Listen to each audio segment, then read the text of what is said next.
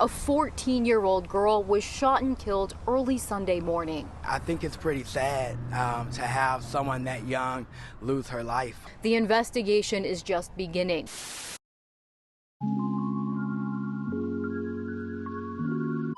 Around 4:11 a.m. on July 10th, Detroit police responded to the Riverfront Towers apartment complex in the 100 block of Riverfront Drive for a shooting. When police arrived, they would find a young teen girl inside of an apartment suffering from gunshot wounds.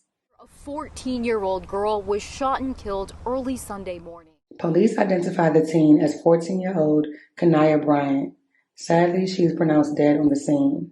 Detroit police said that allegedly a handgun stolen out of East Point was being passed around amongst a group of teens who were inside of an apartment at the Riverfront Towers. At some point, a 13-year-old boy, later identified as the boyfriend of the victim, aimed the gun at Keniyah and fired a fatal shot. From there, the small group of teens fled the scene.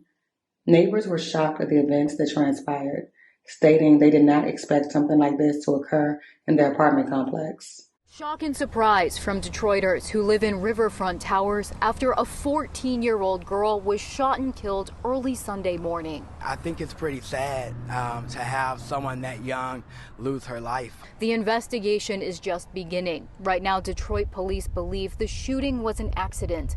Police say a group of teenagers were inside one of the apartment buildings. That's when police say a teenage boy had a gun that allegedly accidentally went off. Young children and teenagers should not have guns, and we really, as a country and a state and a city needs to really look at gun violence and gun usage and who have guns and how we need to just make sure that they're in the right hands of the right people.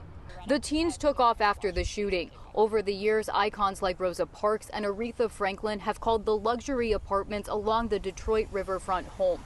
John Elliott lives here now and says there are security measures in place, which makes the shooting even more surprising. There's several background checks.